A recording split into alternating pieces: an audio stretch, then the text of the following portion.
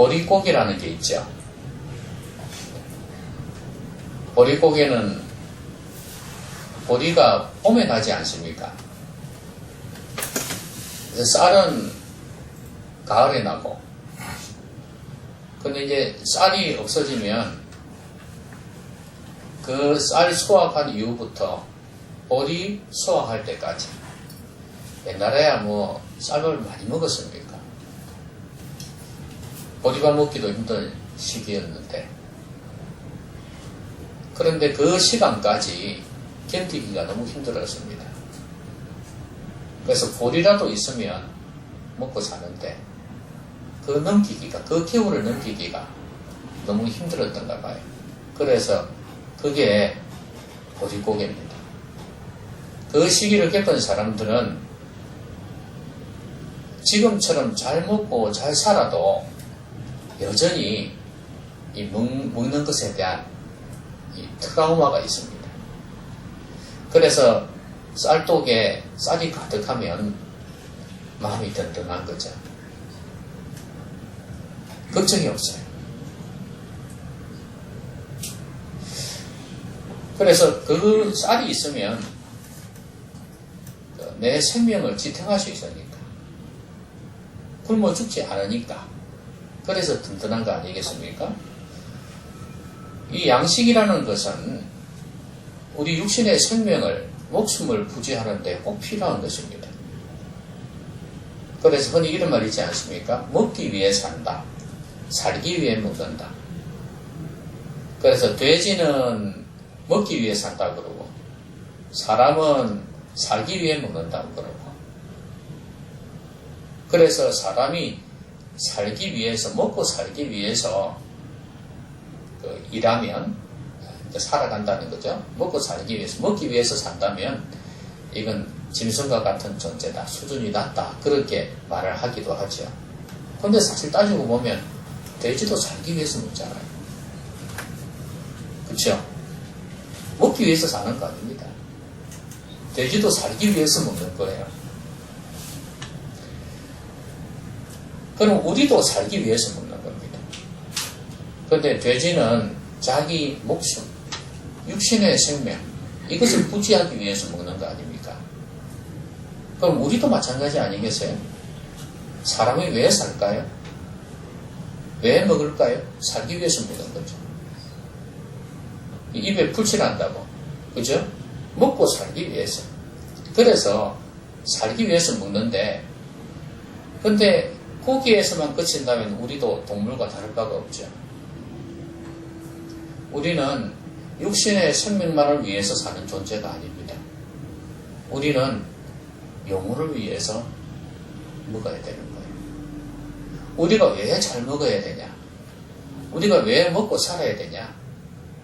우리 몸만 사는 게 아니라 우리의 영혼도 살아야 되기 때문에 그렇습니다. 그래서 우리는 몸을 가진 존재이기 때문에 먹지 않으면 안 됩니다. 그러니까 우리는 양식이 꼭 있어야 돼요. 근데 예수님께서 여자와 대화를 하고 있는데 제자들이 양식을 구하러 동네 가지 않습니까? 그래서 다시 돌아왔어요. 양식을 구해가지고 왔어요. 그래서 예수님께 좀 드시죠, 그렇게 말씀을 드렸더니 예수님께서는 나에게 양식이 있다, 그렇게 말씀하세요. 그러니까 제자들이 이상하다, 누가 양식을 갖다 주었지? 이렇게 궁금증을 가집니다. 근데 예수님이 말씀하시는 양식은 그 양식이 아니었습니다. 예수님이 말씀하시는 양식은 영적인 양식이었어요. 이런 말씀도 하셨잖아요. 너희가 추수할 때가 아직 멀었다, 넉 달이 지나야지 추수할 때가 됐다, 그렇게 너희들은 말하지. 그런데 와라, 휘어져 추수하게 되었다, 그렇게 말씀하시거든요. 그럼 이 추수할 곡식들을 볼 때도 주님께서는 어떤 눈으로 보시냐면 영적인 눈으로 보시는 거예요. 지금 여기서 말하는 곡식이나 양식, 이것을 그냥 일반적인 것으로 말씀하시지 않고 영적인 양식으로 말씀하시는 거예요. 아, 다르구나. 그럼 여기서 양식은 우리가 먹는 양식이 아니구나 하는 걸 알 수 있습니다. 그럼 여러분에게 한번 질문을 해보겠습니다. 여러분 먹을 양식이 있습니까? 아, 집에 쌀 있다고요? 정부에서 준 것도 있고 아들이 사준 것도 있고 시골에서 동생이 보내준 것도 있고 아니 뭐 쌀뿐이겠습니까? 요즘 얼마나 먹을 게 많나요? 양식이 많이 있다고요? 근데 제가 질문하는 이 질문은 영적인 양식입니다. 이 양식이 있느냐는 내 영혼이 살 수 있는 양식 말이에요. 내 몸, 이 몸뚱아리가 사는 게 아니라 내 영혼이 살 수 있는 양식, 영의 양식이 있느냐는 거죠. 저는 그럼 예수님께서 이 양식을 무엇을 두고 말씀하시는지를 좀 살펴보면서 여러분도 이 양식을 소유하셨으면 좋겠습니다. 자, 여러분 제자들이 질문하니까 예수님께서 이 양식에 대해서 뭐라고 말씀하셨습니까? 34절에 보니까요. 나의 양식은 같이요. 나를 보내신 이의 뜻을 행하며 그의 일을 온전히 이루는 이것이니라. 지금 예수님의 양식은 이거예요. 나를 보내신 이 하나님의 뜻을 행하는 것이고요. 그 다음에 하나님의 일을 온전히 이루는 이것이니라 그랬어요. 지금 이 뜻은 나를 보내신 이의 뜻이에요. 단순히 하나님의 뜻이 아니고 나를 왜 하나님이 보내셨냐는 거죠. 그 하나님의 뜻이 있단 말이죠. 하나님의 생각이 있단 말이에요. 그 생각을, 그 뜻을 이루는 거예요. 그리고 하나님의 일, 나를 통해서 하시고자 하시는 그 하나님의 일이 있을 거 아니에요. 그 하나님의 일을 행하는 거다. 여러분, 이걸 두고 부자가 뭐라고 그러죠? 사명이죠, 사명. 그렇죠? 내가 왜 이 땅에 존재하는지, 하나님께서 나를 이 땅에 보내신 이유, 그리고 이 땅에서 내가 일하기를 원하는 것, 하기를 원하는 그것, 그게 사명 아닙니까? 다른 사람하고 상관이 없어요. 나에게만 하나님께서 주시는 것입니다. 예수님은 이걸 알고 계셨던 거예요. 이게 바로 예수님의 양식이라고 말씀하세요. 그 말은 뭐예요? 이것만 행하면 배부르다 이거예요. 여러분, 그래 놓고 예수님께서 식사를 하셨을까요? 안 하셨을까요? 당연히 하셨겠죠. 그러면 예수님은 영적인 의미에서 말씀하신 거거든. 내 영혼이 배부르다 이거예요. 내 영혼이. 내 영혼이 배부르다. 왜? 이 양식을 먹으니까. 예수님께서 하나님께서 주신 그 사명을 이루어 갈 때 그때 예수님은 영혼이 배불렀다는 말씀이에요. 다른 말로 이야기하면 영혼이 만족한다 그 말이에요. 여러분 살아가다 보면 불평 불만이 많죠. 마음에 안 드는 거 많죠. 그쵸? 영감도 마음에 안 들고 마누라도 마음에 안 들고 자식들도 마음에 안 들고 손주 손녀들도 마음에 안 들 때가 있고 그렇잖아요. 내 옆에 있는 사람들이 마음에 안 들 때가 있어요. 그리고 이 정치나 이 세상 돌아가는 걸 보면 마음에 안 들 때가 있을 거예요. 그렇죠? 뭐 가상의 이야기지만 드라마를 보면서도 여러분은 그냥 불평 불만이 가득할 거예요. 그렇죠? 자, 이렇게 마음에 들지 않는, 그러니까 우리의 마음을 편안하게 이렇게 채우지 못하는, 만족하지 못하게 하는 일들이 너무 많습니다. 그런데 우리는 육신적으로는 그렇게 우리를 만족하게 주지 못하는 것들이 많이 있을 수 있어요. 근데 중요한 거는 우리 영혼은 만족하느냐는 거죠. 아무리 이 세상에서 불만스러운 게 많아도 또 순간순간 채워질 때가 있잖아요. 배고플 때는 밥 먹으면 또 배부르고, 추울 때는 따뜻하게 해주면 또 만족스럽고, 그렇잖아요. 또 밉다가도 내 앞에 와서 재롱을 들면 또 귀엽고, 또 밉다가도 용돈도 주면은 입이 벌어지면서 웃기도 하고, 순간순간 이렇게 만족하게 되어져야 해요. 근데 중요한 건 이제 영혼의 만족은 어떤데요? 예수님은 그 양식이 바로 사명이라고 말씀하셨거든요. 그 사명을 이루니까 영혼이 만족스럽다 이 말이에요. 지금 예수님이 하시는 말씀이에요. 제자들 보고 너희들 양식 구해 와가지고 먹으면 배 부르겠지, 그것만 생각하지 마라 이거예요. 너희들이 왜 내 제자가 되었냐 이거예요.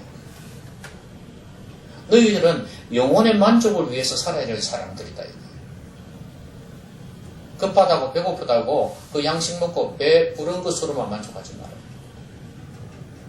근데 오늘날 얼마나 많은 사람들이 이것만으로 만족합니다.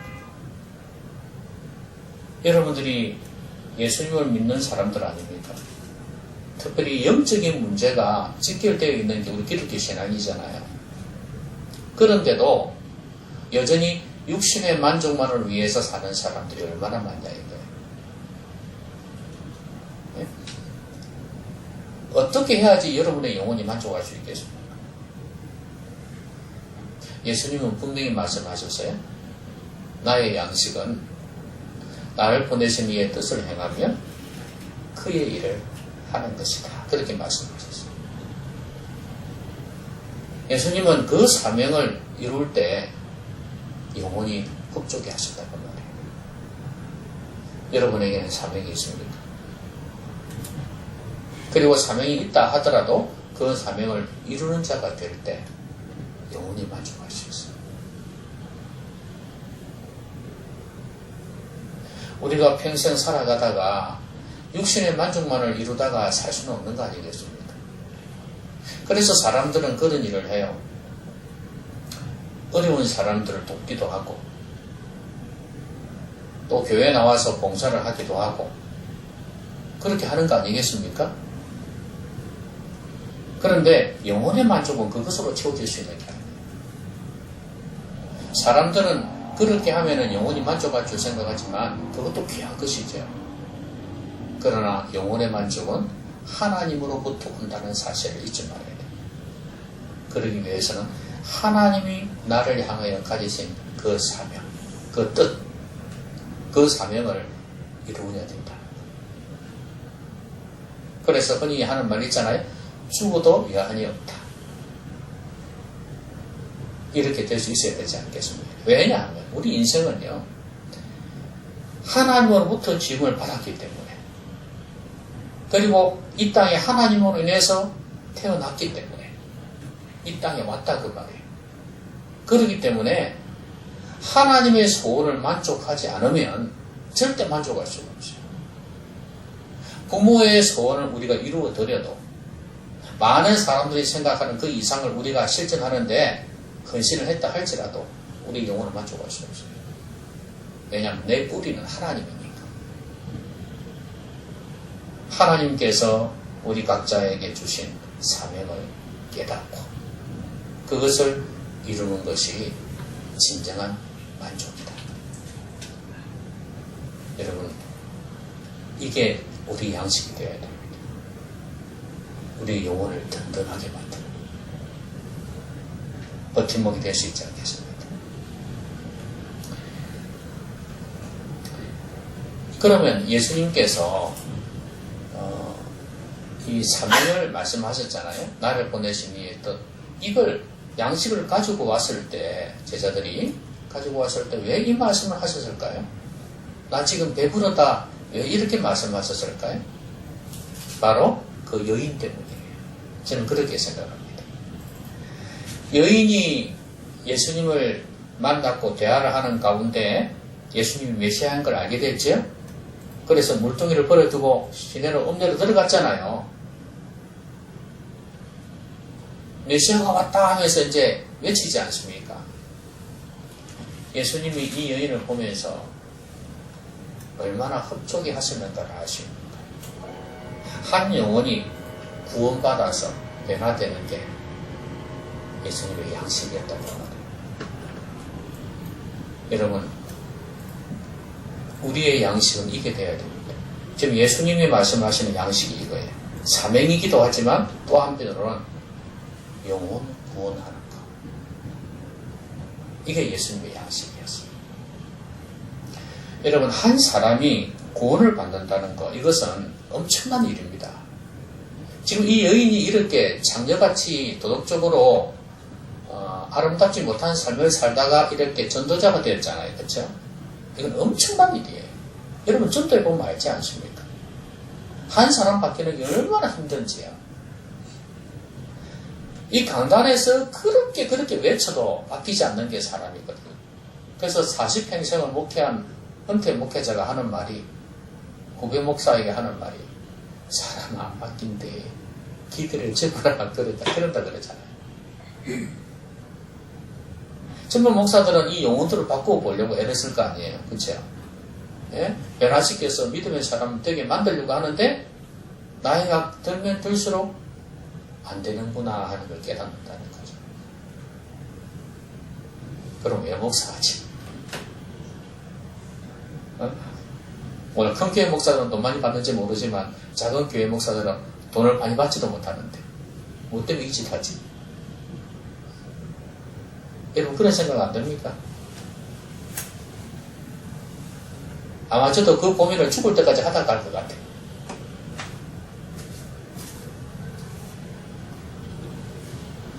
이럴 바야 왜 목사가 되었을까? 이 생각하게 됩니다. 그렇게 말씀을 준비해서 시간 들여서 책을 보면서 책값도 얼마나 많이 듭니까? 그것만 집안전에 샀을 것 같아요. 어쨌든 간에 그렇게 해가면서 가르치고 말씀 전하고 그러는데 왜 변하지 않겠습니까? 변하는 사람도 있겠죠. 그렇지만 기대했던 만큼 안 되는 걸 보면서 그런 생각 안 들겠어요?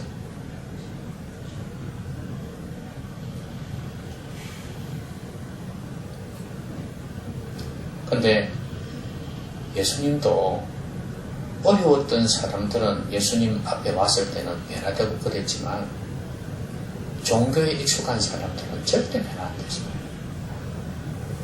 바리새인, 율법주의관들, 뭐 그냥 일반 교인들도 마찬가지예요. 이스라엘 백성들이 그런 종교에 익숙했던 사람들은 정말 변화가 안 됐어요.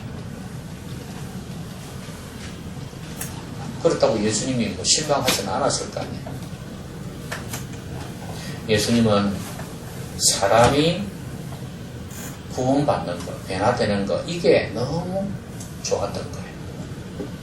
예수님을 그냥 그것만 생각하면 아마 이 여인이 생각하면서 예수님을 뿌듯했을 것 같아요. 그래서 이게 바로 내 양식이다. 이렇게 말씀하시는 거예요. 여러분도 그런 적이 없습니까? 저도 옛날에 학창시절에도 그렇고 전도를 했을 때 이 친구가 신앙생활 잘하게 된 걸 보면서 얼마나 기분이 좋았는지 몰라요.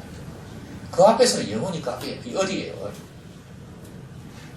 이 애가 하자 하면 하고 어디 가자 하면 가고 뭐 사줘야 될 때는 사줘야 되고. 왜냐하면 이 친구가 내 갑이야. 왜냐하면 내가 이 영혼을 구원했거든요. 하나님 앞에서 내가 한 게 아니지만 내가 도구가 된 거거든요. 그러니까 하나님 앞에서 너무 고마워 감사한 거죠. 내가 진짜 큰 일을 했다 싶은 마음이 듭니까? 이걸 놓치고 싶지 않은 거예요.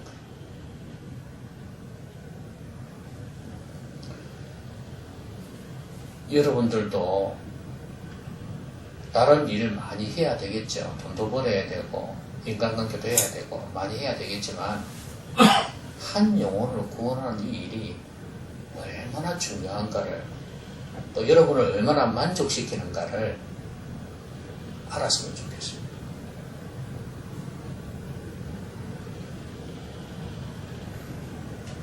아마 영원히 구원되는 정도가 아니라도 영원 구원받고 난 뒤에 변화된 삶을 사는 것만 봐도 그 사람을 위해서 기도한 사람은 엄청 기분이 좋을 거예요. 여러분, 목사는 그렇습니다. 영혼들이 설교 말씀을 듣고 가르침을 받고 난 뒤에 이렇게 바뀌는 모습을 보면서 그걸 양식으로 삼아요. 요즘으로 치면 돈으로 삼는다 그 말이에요. 세상 직업 가지면서 돈 많이 버는 거 그거 안 해도 만족한다 그 말이에요.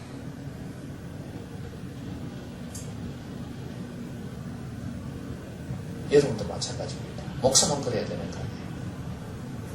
여러분도 영혼이 변화되는 걸 보면서 바뀌는 걸 보면서 뿌듯하고 만족해하는 이런 사람들이 돼야 돼요.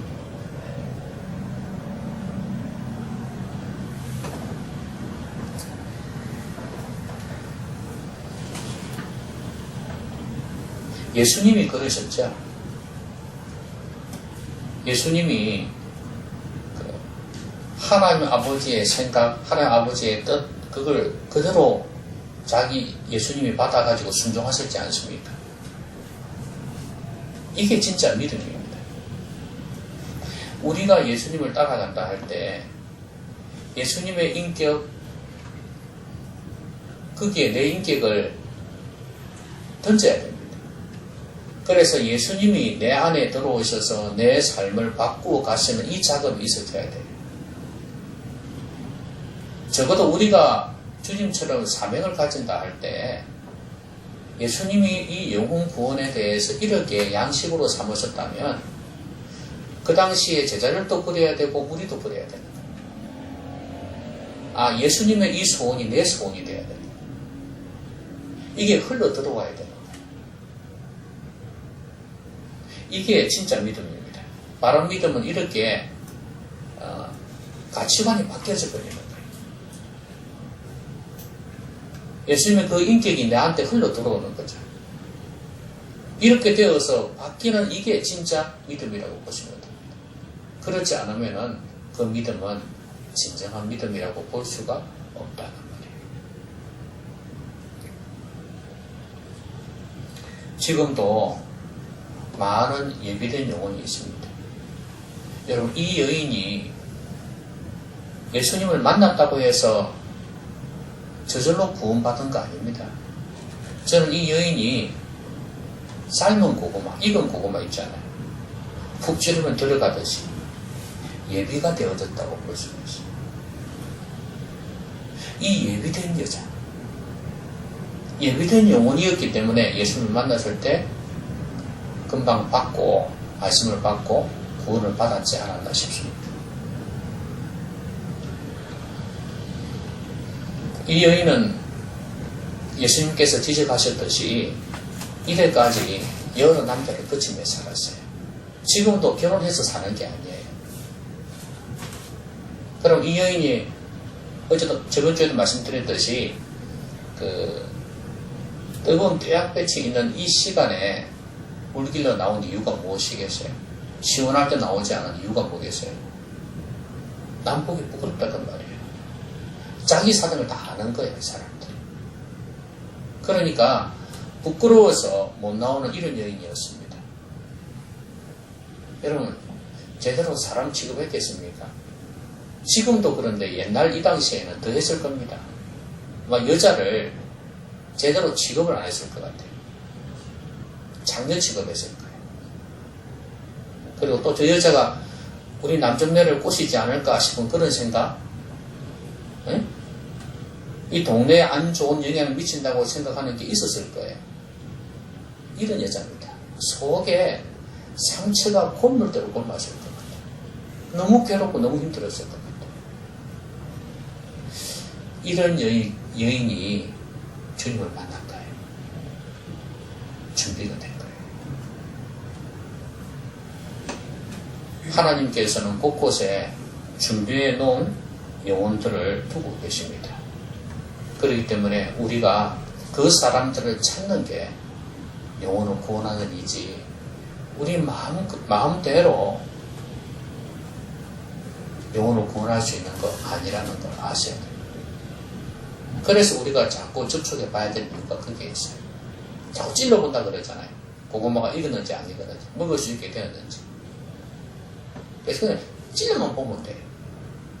그래서 이 사람이 마음문이 열렸구나. 고난을 통해서 마음이 가난해졌구나. 하나님께 마음을 열었구나. 그게 보이면 이제 복음을 전하면 되는 거죠. 주님께로 인도하면 되는 거죠. 여러분, 신앙생활을 아무리 잘해도 이 영혼 구원을 하지 않으면, 여기에 우리가 해야 할 일을 하지 않으면 뭔가 죄책감이 있죠. 그렇지 않습니까? 교인들은 거기에 죄책감이 있어요. 다른 이야기 하는 데는 막 눈을 까딱 안 하는데 딱 전도 이야기 나오면 막 고개 팍 숙여져요. 왜냐하면 이거는 마땅히 해야 될 거라고 생각하기 때문에. 이거 안 하면 안 된다고 생각하는데 제일 어렵고 힘드니까, 내가 못하고 있으니까, 그러니까 죄책감이 생겨요.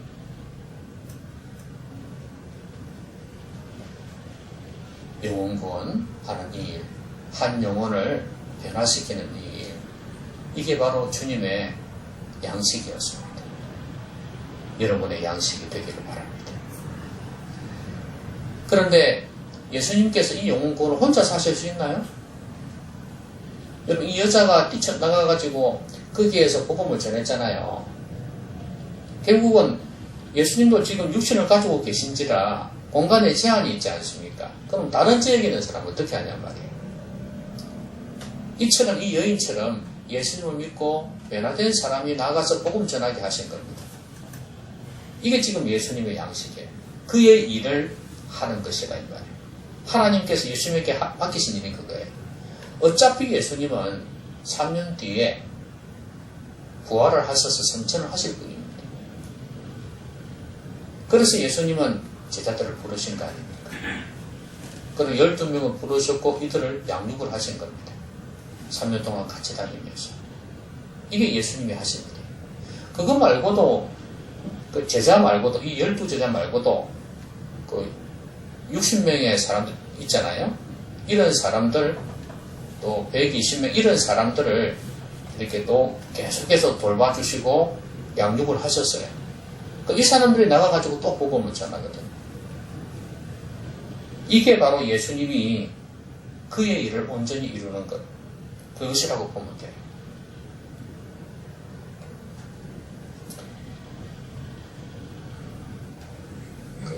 아까 예수님께서 하신 말씀 중에 이런 말씀이 있습니다. 제자들을 보면서 추수할 때가 이르렀다. 지금 휘어져 추수하게 되었다. 눈을 들어 밭을 보아라. 이렇게 말씀하셨잖아요. 그러면서 너희들은 노력하지 아니한 것을 거두러 간 것이라. 다른 사람은 심었다. 이렇게 말씀을 해요. 바울도 그 말을 했죠. 어떤 사람은 물을 주고, 어떤 사람은 걸음을 주고, 어떤 사람은 심고, 어떤 사람은 거두고, 그런 게 있지 않습니까? 근데 하나님께서 사실은 하신 거죠. 하신 것이지만 결국은 다른 사람을 통해서, 아마도 세례 요한부터 시작이 안 되겠습니까? 세례 요한, 예수님도 마찬가지일 거고, 또 이 여인들처럼 다른 사람들을 통해서 복음을 수시로 전했을 겁니다. 그런 사람이 있는데 이 제자들이 가서 복음을 전했더니 구원을 받았다 이 말이죠. 거두게 됐다 이 말이에요. 곡식을. 결국에는 주님께서 이 제자들을 통해서 영혼을 구원하게 된 것이죠. 혼자서 하기 힘든 것을 예수님을 성천하시고 난 뒤에 이 제자들이 감당하기를 원하셨습니다. 그런데 예수님이 계실 때는 이 여인처럼 마지막에 그런 말씀이 나오죠. 여인이 사람들에게 복음을 전했더니 이 사람들이 많이 믿었다 그랬거든요. 사마리아 사람들이. 근데 이제 이 사람들이 이 여인의 말을 듣고 예수님께로 온 거예요. 예수님께 와서 예수님의 말씀을 직접 듣습니다. 그러고 나한테 이들은 뭐라고 이야기를 합니까? 내가 네 말을 들었을 때도 믿기는 믿었지만 이제 우리가 믿는 것은 내 말로 인함이 아니니 이는 우리가 친히 듣고 그가 참으로 세상의 구주신 줄 알미라. 이렇게 말했단 말이에요. 그러니까 예수님이 계실 때는 이 여인이 사람들에게 이야기해서 예수님께 데리고 오면 되잖아요. 그렇죠? 근데 예수님이 성천하시고 나온 뒤는 이제 어떡하냐 이거지. 결국은 복음을 전하는 거 아니겠어요? 복음을 전해서 성령께서 그들 가운데 일하시도록 하는 것이죠. 그래서 확신을 가지게 되는 거죠.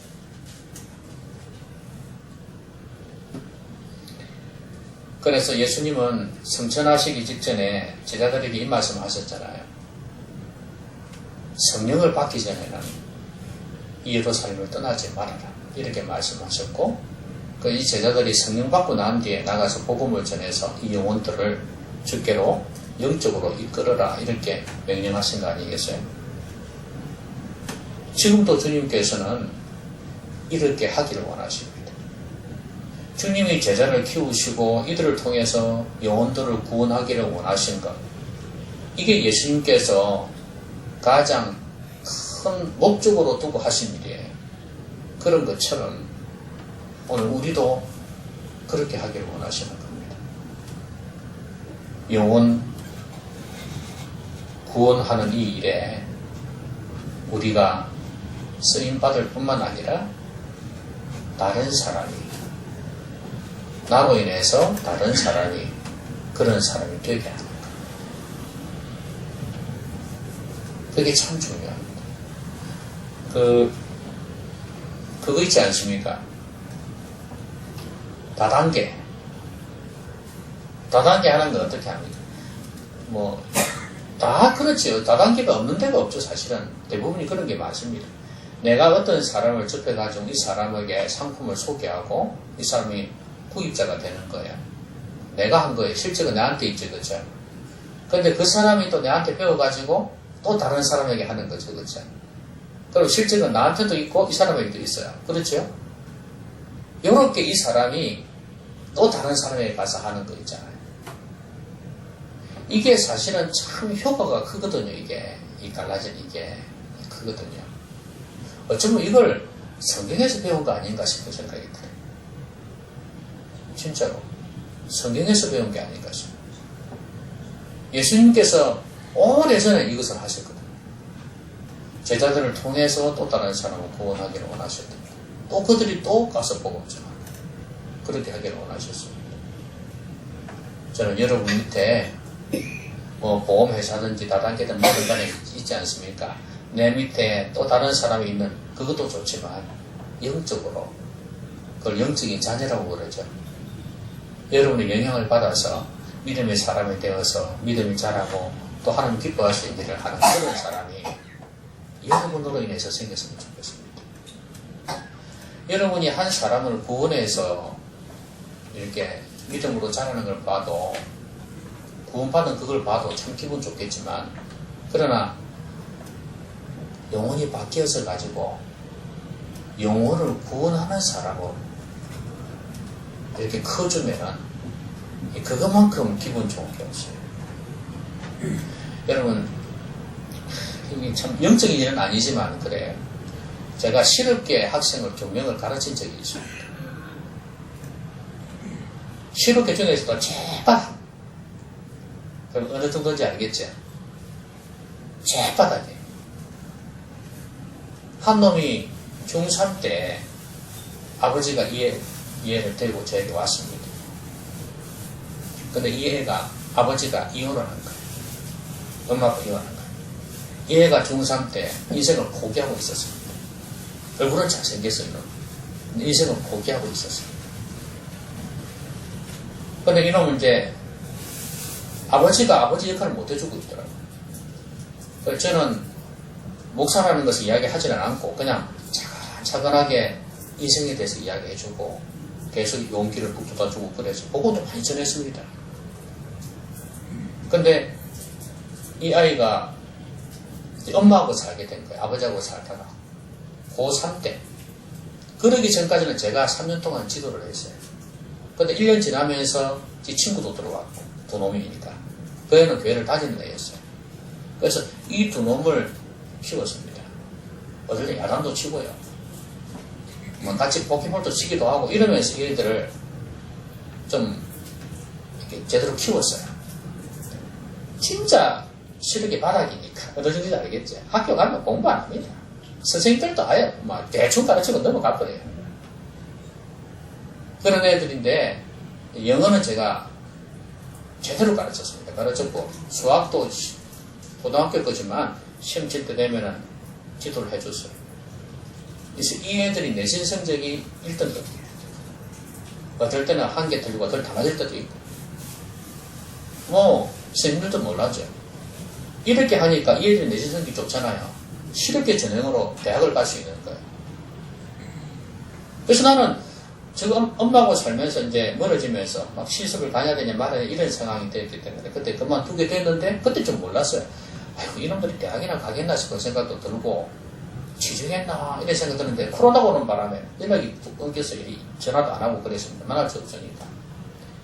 그러니까 최근에 제가 전화를 한번 해봤습니다. 해봤더니 아니 이놈들 둘 다 대학을 간 거예요.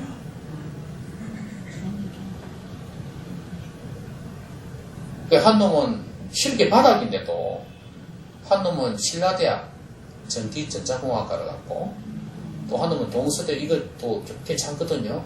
컴퓨터공학과를 간 거예요. 그냥 놀래가지고 야 이놈의 자식들 왜 내한테 연락도 안 했어?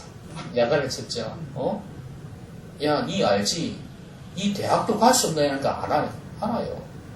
그거 누구 때문에 그래? 선생님 때문에. 아는 거예요. 그걸 아는 놈이 그래 연락도 안 했냐.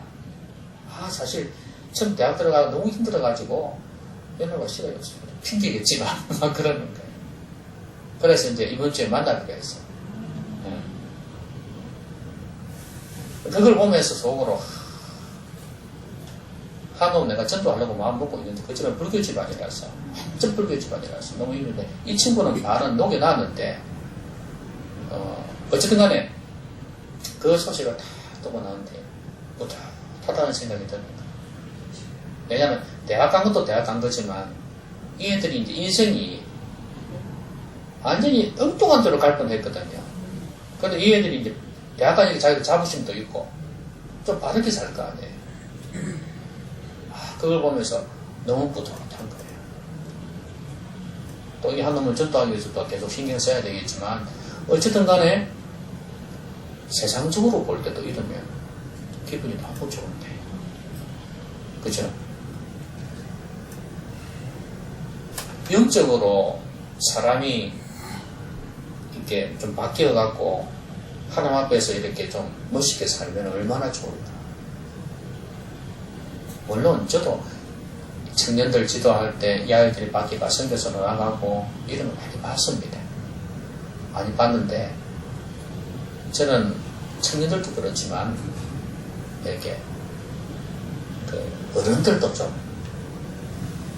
밖에서 맨하탄 모습이 있으면 얼마나 좋을까 이 생각도 합니다. 하나님 위해서 이쯤 맹목적으로 하나님 위한 게 아니잖아요. 의미를 알고 깨닫고 가치관이 바뀌어져서 지금 그렇게 사는 걸 이야기하잖아요. 그렇게 되었으면 얼마나 좋을까 그 생각을 해봐요.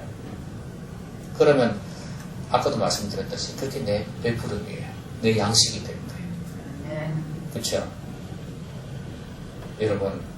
여러분은 하나님의 기쁨이 되셔야 되기도 하지만 목사의 기쁨이 되기도 해야 됩니다. 제가 여러분을 위해서 배부를 수 있도록 여러분은 내 양식이다 이렇게 알 수 있을 정도로 그렇게 됐으면 좋겠습니다. 어쨌든 우리는 밥으로만 떡으로만 살 수가 없습니다. 하나님의 말씀으로 살아야 되는 존재들이에요. 그 말은 우리는 육신으로만 만족할 수 없다는 말이에요. 영혼의 양식을 먹어야 돼요. 영이 만족해야 돼요. 우리 인생의 진정한 만족은 절대로 이루게서 오지 않습니다. 육신적으로도 잘 먹어서 영양도 건강도 유지해야 되겠지만 하나님의 말씀, 하나님의 사명 그것을 이루어가는 가운데에서 여러분 영원히 만족할 수 있기를 바랍니다. 인생 다 하고 난 뒤에 너 뭐 하다 왔냐 그러면 뭐 돈 많이 벌어갖고 뭐 자식 먹여 살려고 지금 이래 하다가 살다 왔습니다.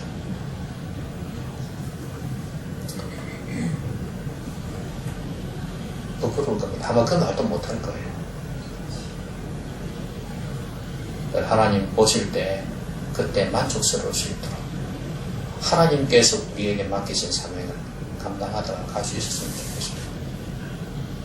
나이 들어서 이 도시 근교에 시골에서 저는 거기에서 이렇게 노년을 이렇게 보내다 가는 그런 것만 해서 그건 세상 사람도 다 생각하는 거예요. 그렇게만 생각할 게 아니라 내 평생에 하나님 위해서 뭘 하다 갈까? 나에게 주신 사명이 뭘까? 그거 생각하다가 그거 일하다가 갈 수 있으면 얼마나 좋겠어요. 영혼을 구원하고 사람을 세우는 이 일에 여러분이 쓰임받았으면 좋겠습니다.